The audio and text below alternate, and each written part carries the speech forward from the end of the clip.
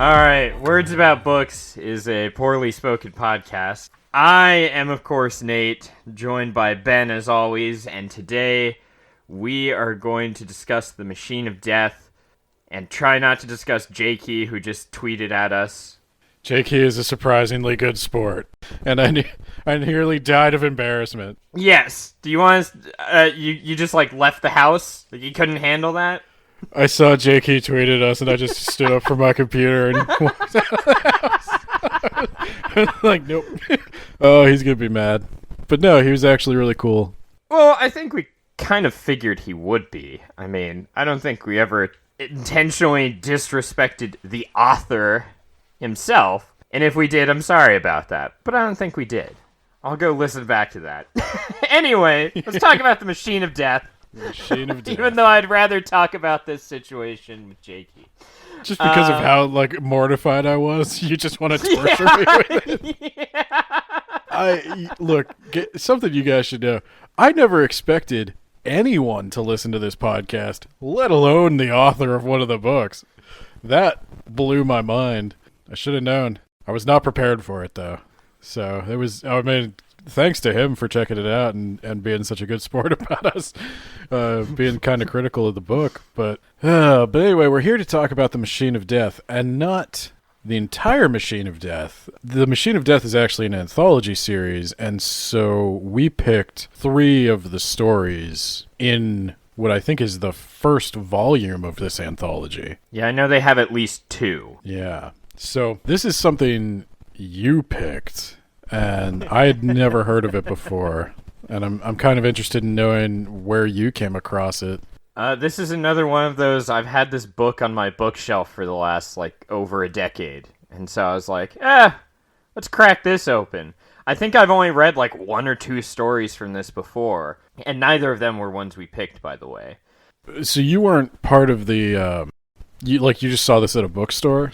I think I had a friend recommend it to me, specifically. Oh, okay. We're not friends anymore. Okay.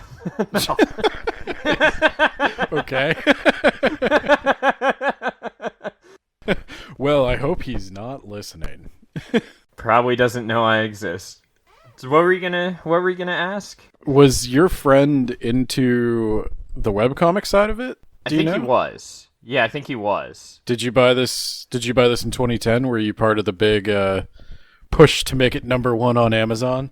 I think I did buy it in 2010, but I don't think I bought it as part of the push to get it up and going. You know, I'm always interested in the publishing process of these books, and that sometimes gets me into trouble.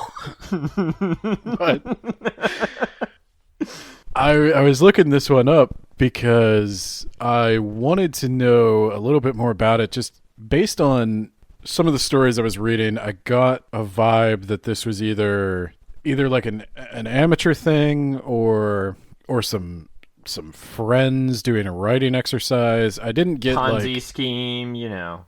No, I mean, I just didn't get big publishing vibe, because normally those big anthologies, you do also, you see 1 or 2 tentpole authors having short stories in those big anthologies to prop up the newer guys that are submitting short stories. So I don't know if there was one a while back that was something about femme fatales, and I think George R. R. Martin had a thing in there, and then it was a bunch of authors you might not have heard of. But it seemed to be entirely unknown authors, and so I checked it out, and I found out that this is actually the brainchild of the guy who does the Dinosaur Comics webcomic, which I know very little about. Yeah, I've been linked it a couple of times. I don't know if it's still going. I don't know anything about it other than I've seen it. And I think, oh my god, that's been around since 2003. Yep. Oh my god. No, I think I remember being linked it in high school. Back when I was I was super into webcomics in high school, but I just never got into that specific one. And I think the other 2 editors are also webcomic people. I could be wrong about that. But there was a dinosaur comic. I don't know what the comic was. I didn't look it up. I probably should have. I'm not doing my podcaster due diligence here. But I guess in one of the dinosaur comics, the Machine of Death idea came about, where they have a machine that can tell you the manner of your death with varying degrees of vagueness. And they turned around and thought, let's make a short story anthology series about this. And I want to say that sounds crazy, but Hey, it could be we fun. did the exact same thing. So I can't pick on them. This actually sounds right up my alley. I guess they leveraged their webcomic audiences to solicit submissions from mostly amateur authors to get some short stories together for this volume. They picked out of hundreds or thousands of submissions. They picked their favorites, and I think they threw in a couple of their own, and started shopping it around to publishers. Publishers weren't interested in it, which didn't surprise me, but it seemed to... I don't know if surprise is the right word, but it seemed from what I was reading like they honestly thought they had a shot pitching this anthology series to like... Oh, trying to get published, I hear, is a nightmare. It's a nightmare when you don't have 20 author credits. Yeah, that's what I should say. It's a nightmare to bust into. They were looking for an agent, and no agent was really interested in it, so they decided to self-publish, which is probably how this is going to have to go when you want to put together an amateur anthology like this. And they had a big plan to make it a #1 bestseller, at least for a day, on Amazon. So they encouraged their fans to buy the book in mass on a particular day. And it succeeded. And they did hit #1 on Amazon. And I got a kick. The reason I looked up this whole story, it just kept going like layer by layer. I was like, this seems like it's an amateur thing. Is it an amateur thing? Oh, it's a #1 Amazon bestseller. Like they had that on the marketing, and I was like, that doesn't sound right. No offense. And so I looked, and at first I thought it was going to be like Amazon #1 bestseller in the category of anthology series about death machines, like Amazon likes to do. But no, it was like overall Amazon #1 bestseller, and that was true, and it was because of this. And at first I was like, oh well, that's a little cheaty, and then I was like, kudos to them. I'd have done the exact same thing. Right. If I ever achieved Amazon #1 bestseller for 5 minutes, I would plaster that on everything. There's another wrinkle to that story where apparently Glenn Beck, conservative commentator, I don't know if he's still around. I guess he is. I think he has a radio show. Released a book on the same day or during the same week, and he was offended that he was not the Amazon #1 bestseller, and he found out that this Machine of Death was the bestseller. And oh, holy shit! We actually have a new review for Edenverse today. It's a 1-star review about how boring we are. Ugh. Boring, boring, boring. Assuming these guys are self-published, the content was dull and just didn't lead anywhere. It definitely needs some editing, some better narrative flow. I would not recommend. Damn, now we're not going to sell out because... Oh, no. He's following Jay Key on Amazon, so maybe that's how he heard about us. Well... Amazon reviewer, we are well ahead of you on that. We know we suck. Review bombing that book would be the most attention that book has ever gotten. So please, go nuts. Maybe we'll get a couple of people to buy it just to see how bad it is. Hey, we apparently generated a whole $1 because he's a verified purchase. Did he really buy it just to... Thank you. Verified purchase, yes. Oh my god, that is great. Thank you so much, dude. I love that. Maybe he's going to return it. Maybe he's going to leave the... If you leave the review and return it, are you still a verified purchase? Can you return a Kindle book? I bet you can. Yeah. Well, that means he had to have read it all in a day, right? Because this whole thing with J. Key happened today, and this was posted today. I don't think you need to read the whole book to know. That's fair. That's fair. Yeah. Oh, this is turning into a whole other episode. Anyway, sorry, I didn't mean to interrupt you. Yeah, so I think we were talking about Glenn Beck. Yeah, we were. He called him a bunch of... I said he was a conservative commentator. I didn't call him any names. No, apparently Glenn Beck looked up what the #1 best-selling book was, and he saw it was Machine of Death and called it a liberal death cult. Ah, that checks out. Yeah, so that's another feather in their cap there.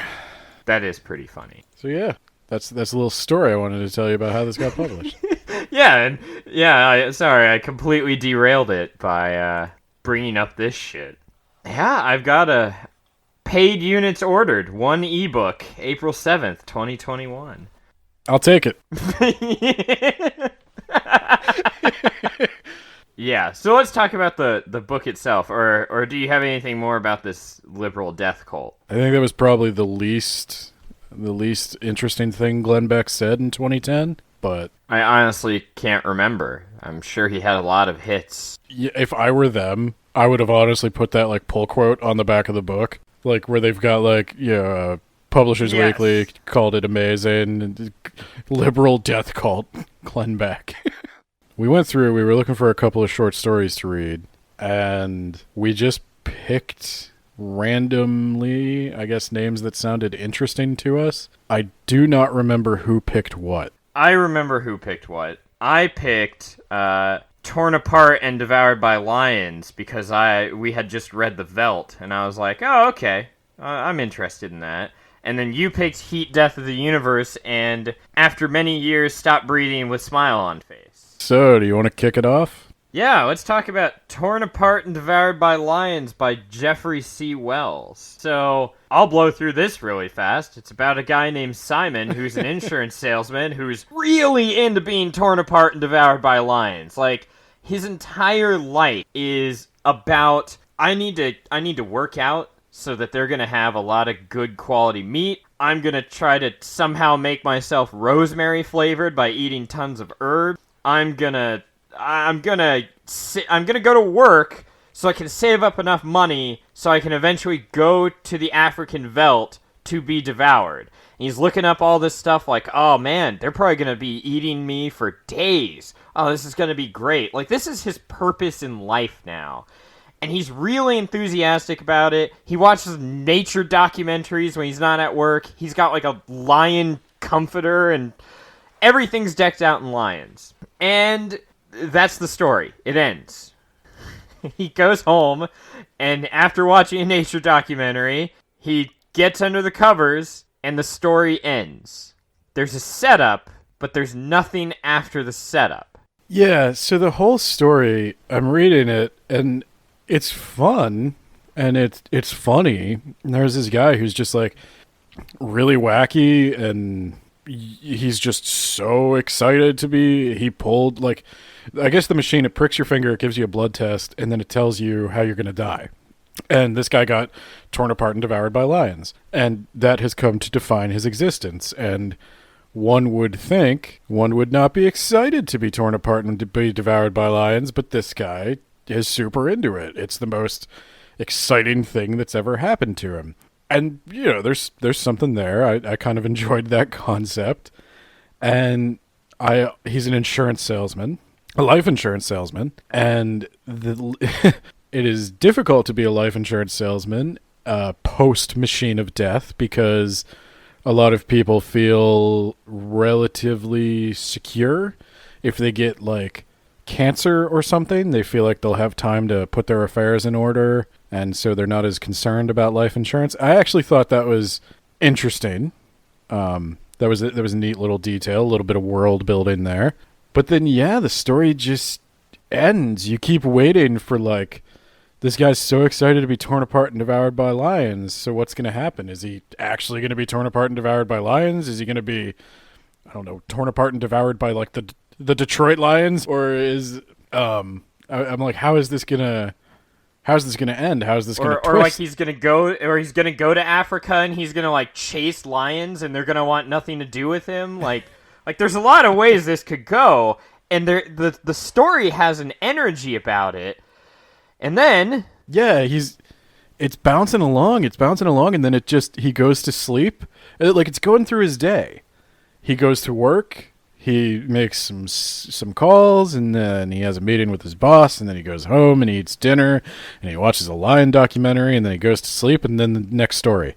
Yeah. And I was like, what? I actually, I was reading this on my Kindle, and there's a couple of versions of this book you could buy, and I wanted to make sure I didn't download like a demo version or something. And I was totally confused. I was so jarred by the way this ended that I actually looked to make sure I had the whole book. It really sucked the life out of it for me, which was a shame because like up until the ending I was good, but it wasn't a story. It was just kind of a scene. Yeah, you said this wasn't a story. This was a feeling.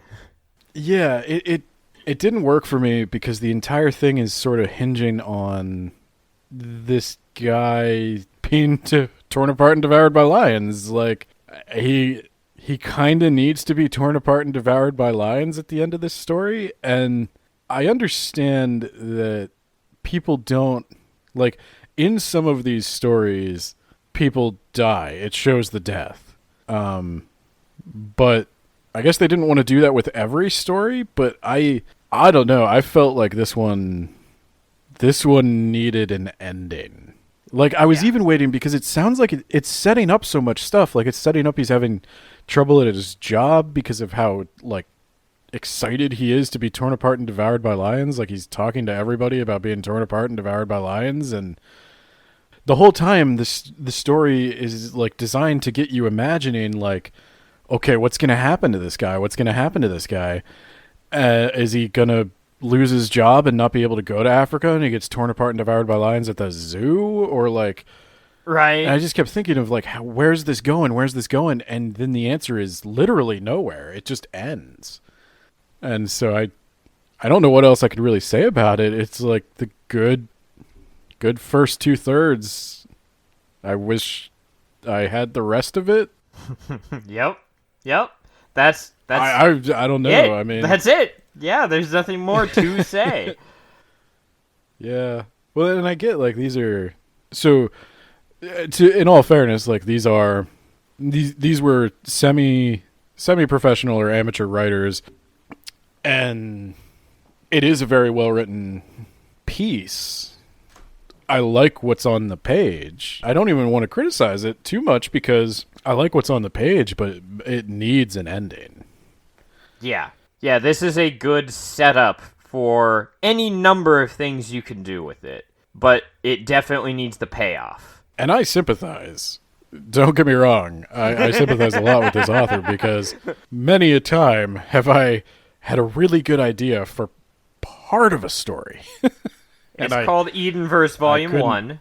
I wouldn't say that's really good, but it's definitely a start for a story that never came. Oh, well, yeah, the whole arc of the volume. But I was going to say, even within each of those, I tried to make a complete story, but even then, one ends with, like, to be continued. And I know you said your wife's had a very similar problem with that. She was reading it, and it was like, well, where's the rest of it? And so... Yeah, she was like, oh, I can't wait. Next chapter is going to be awesome. Wait, what? Who are these people? Yeah. It's like, well, 10 years later, I'm working on it. So, yeah, that's Torn Apart and Devoured by Lions. Well, up next is Heat Death of the Universe by James Foreman, which I think is probably the best of the three we read. I think you agreed with that. I don't know. I mean, best with like within a certain like framework, I guess. It depends how you want to compare them. I don't know if like pure writing style it's the best, but it is the most satisfying in that it tells a complete story with a beginning, middle, and end, and that story is about consequences from using the Machine of Death. Yes. because I'd say the first story, it starts to engage with. Yeah, it has an energy, is what I said. It's really light and fun and well written, and it's like, oh man, this is awesome. Where's the rest of it? It starts to world build with like the insurance company, and I liked it, but it didn't really go there. So this one, Heat Death of the Universe, it does go there. So this story is about a guy who is in a high school relationship with a girl he knows, and they go to get their tests done together, and he gets a test that says he will die because of the heat death of the universe, and she gets a test that says she will die from a nuclear bomb. Yeah, holy shit.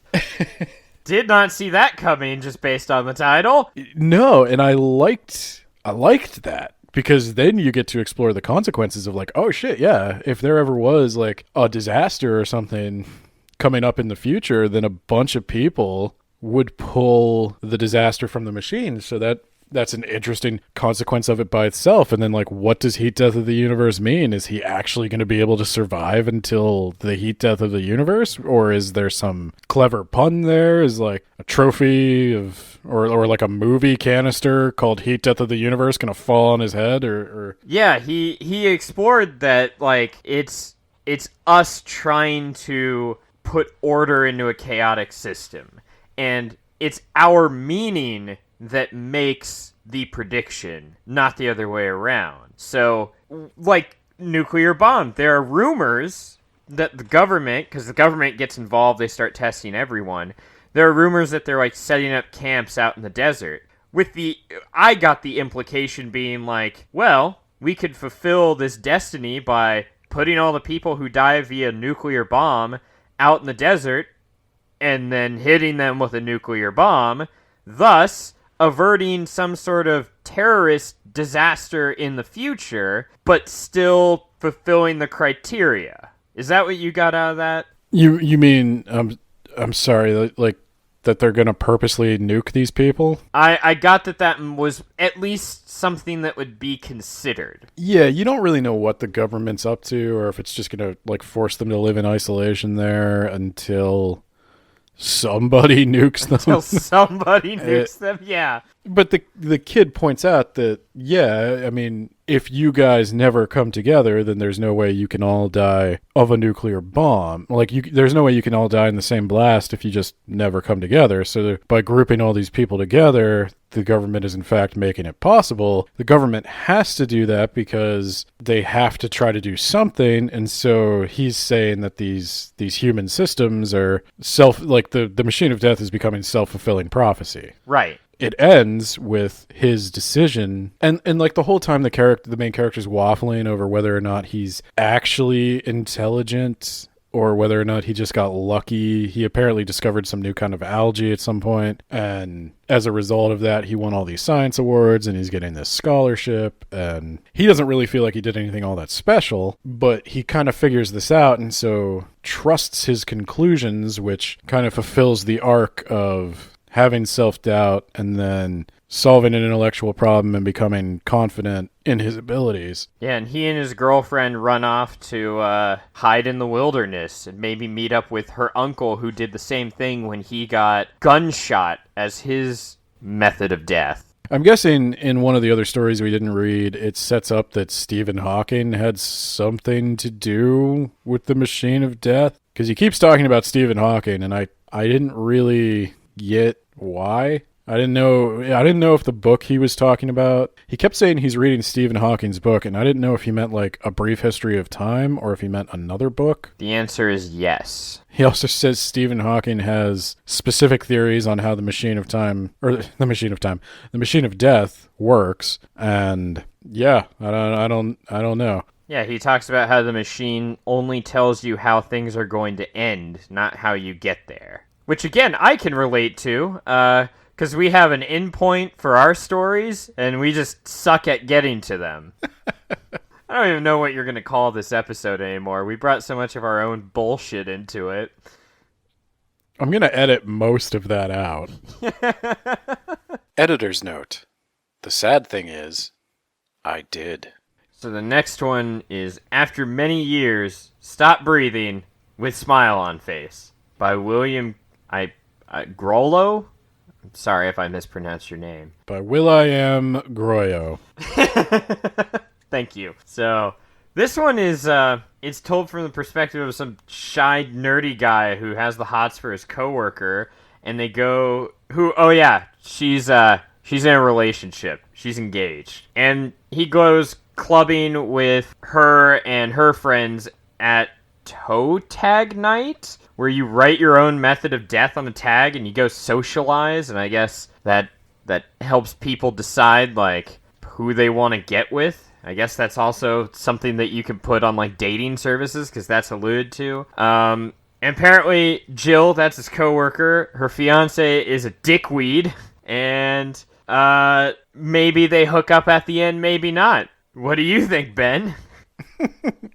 Well, so some things that stood out to me from this story were the present tense. The whole thing is written in present tense. It's literally like, I go to the party, I see coworker standing there, and it gives it this sketchy, dreamy, slice of life quality, which it's not bad.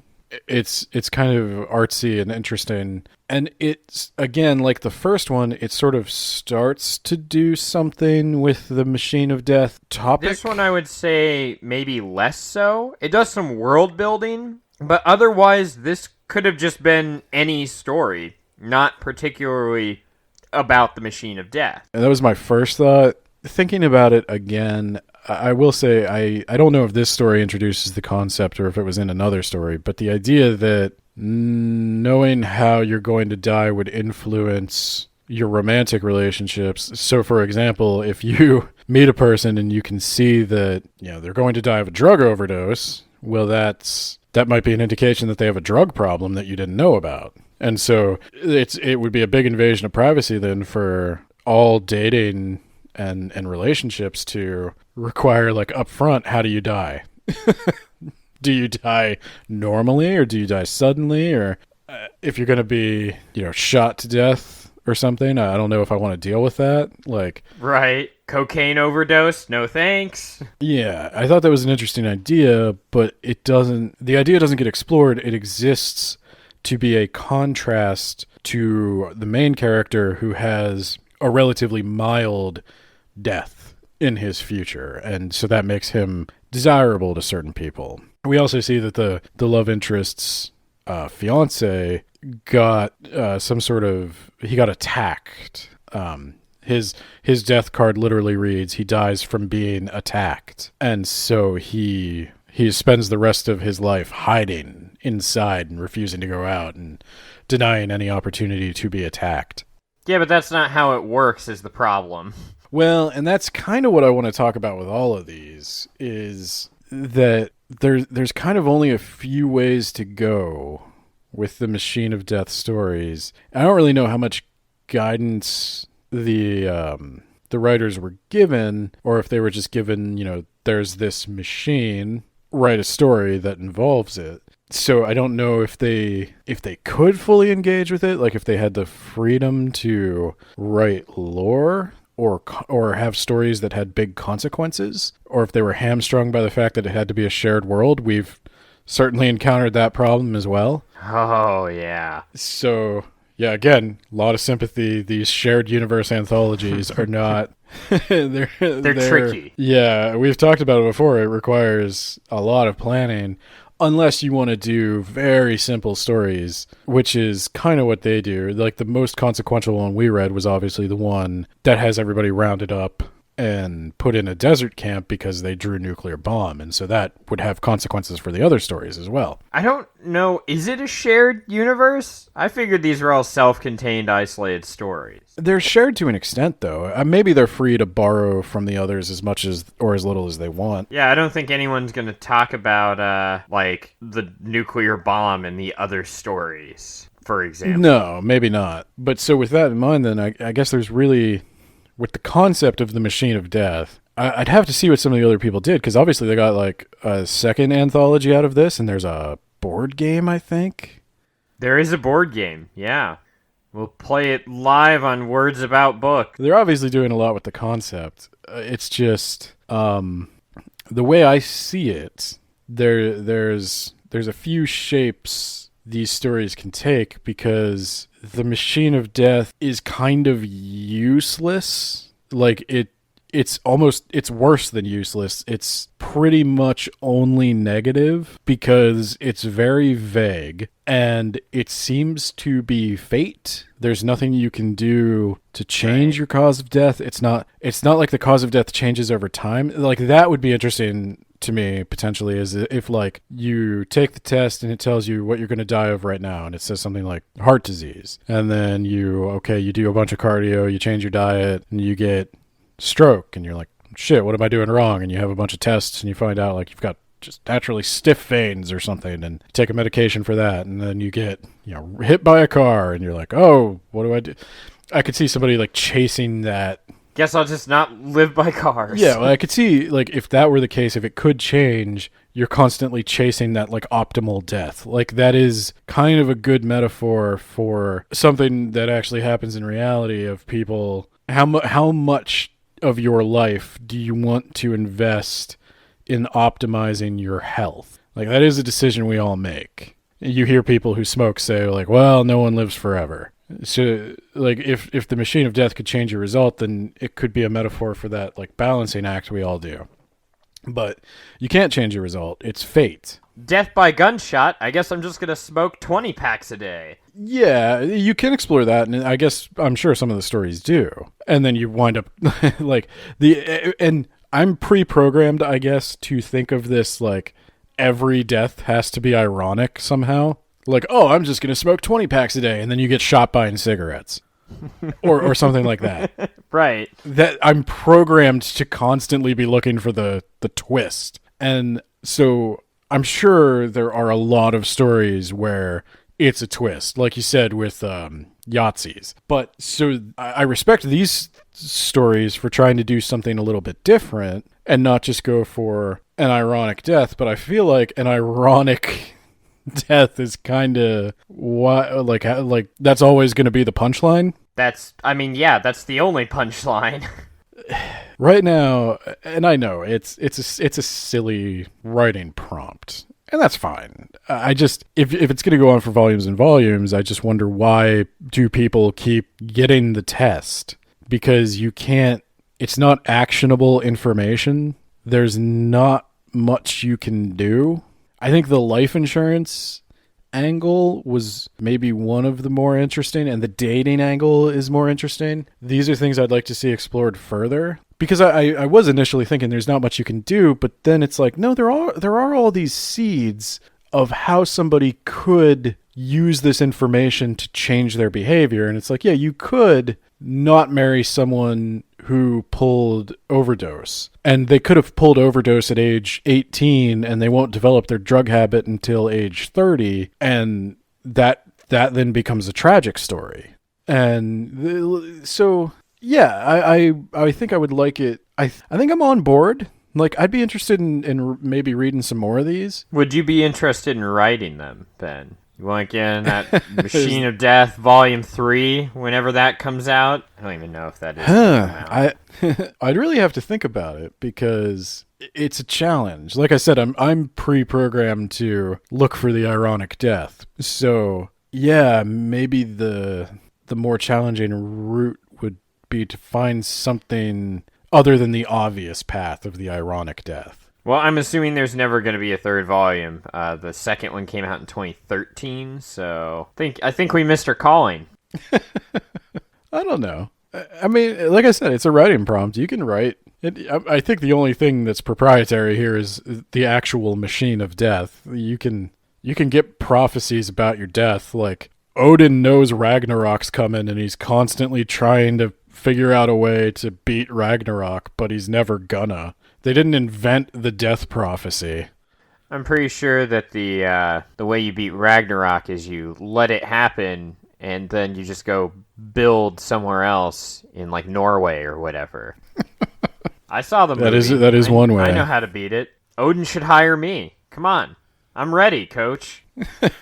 Well, Odin should have been eaten by Fenrir. That was not true to the canon. The source material, I should say. Also, Loki and Thor aren't brothers, and there's just a bunch of problems.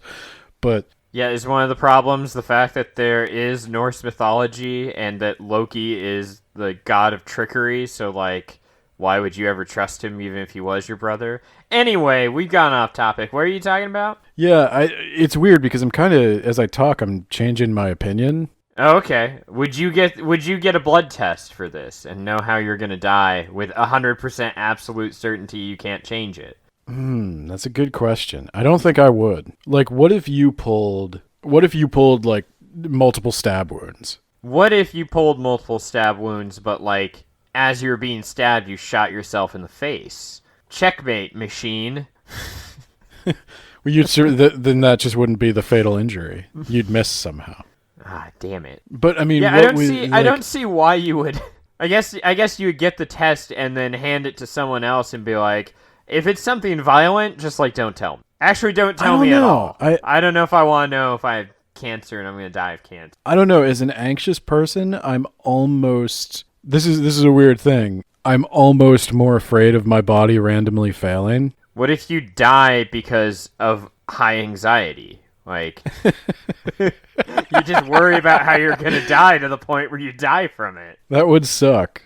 All right, write that story, Ben. Yeah. I gave you the beginning. You can come up with the middle, and then we just won't have an end. Yeah, it is tough. I mean, I like the idea. I think all three of these stories have interesting ideas in them and interesting world building points. And I guess I'm left. And that's kind of the nature. Like, I wouldn't be doing this podcast if I didn't overanalyze everything. Like, I want to know more. What can we do with the machine? Like, how do we make this information actionable? Because, like, on one hand, my gut instinct is this machine is mostly useless. Like, this knowledge can kind of only hurt you. But then the data analytics side of my brain is like, now it is information. There might be something we can do to optimize our lifestyle based around knowing how we're going to die. Like,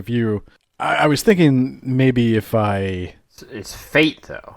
yeah. Well, not that I would try to avoid the death, but maybe you can find a way to make it more comfortable, or you can make it easier for your family or something like that. I guess that would be the incentive. Because the life insurance thing did get me thinking. It's like, yeah, life insurance. That would definitely, like, if I'm going to get stabbed to death, which means I could die basically any time with no warning, I'm going to carry more life insurance.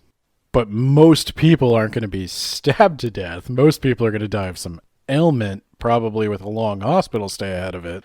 And so once they know that, they're not going to be as concerned about getting life insurance until they're well in their middle or older age. It's interesting.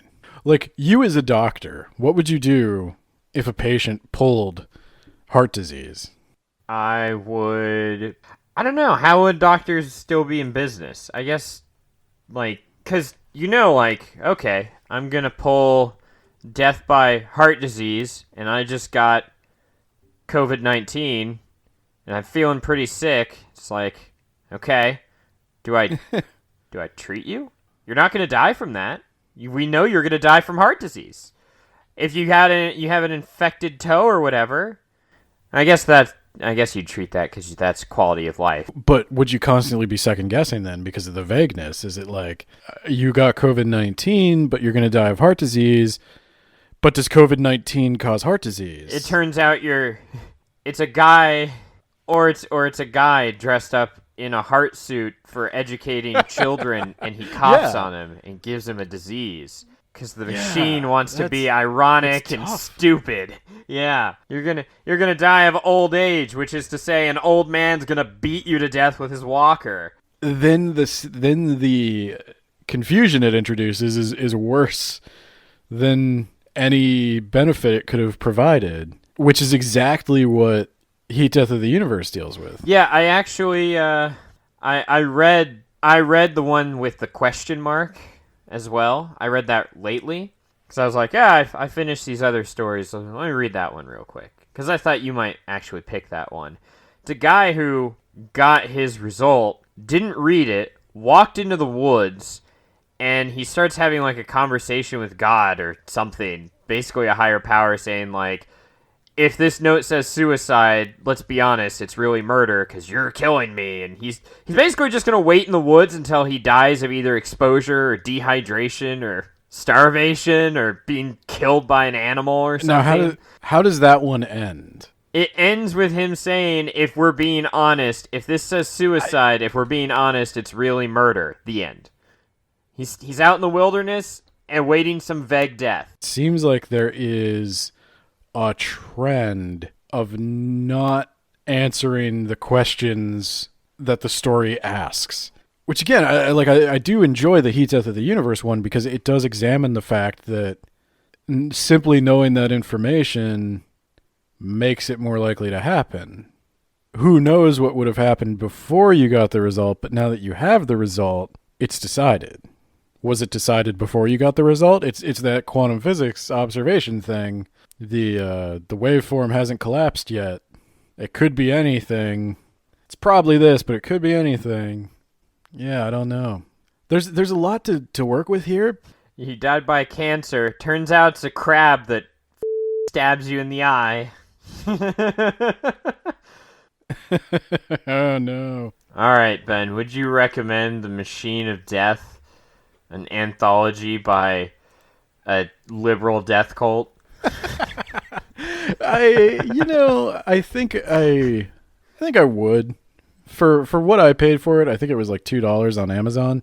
I think it's a fine thing to read. It's not like gonna make my top 10 anthologies anytime soon, but it'll make you think a little bit. And there's enough going on in these stories that I think it's worth a read. Probably, yeah. Would you recommend this? I did recommend it, and now I don't know. I guess I'd recommend it for the money that you pay for it. Like, couple bucks might get you some entertainment. Maybe not.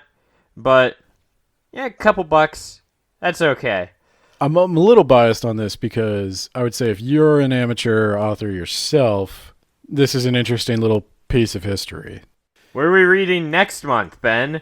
So next month we are reading Dark Force Rising by Timothy Zahn, the sequel to Heir to the Empire of the Thrawn trilogy. And it is very sentimental for us because that is the first book we ever did on this podcast. Yeah, and then we did a special edition re-release of the book.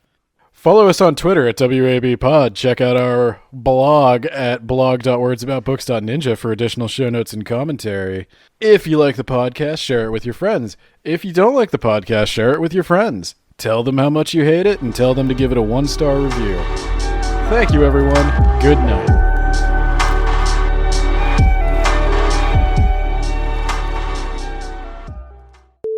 Wait, is Nick and you? No, I have no idea who that is.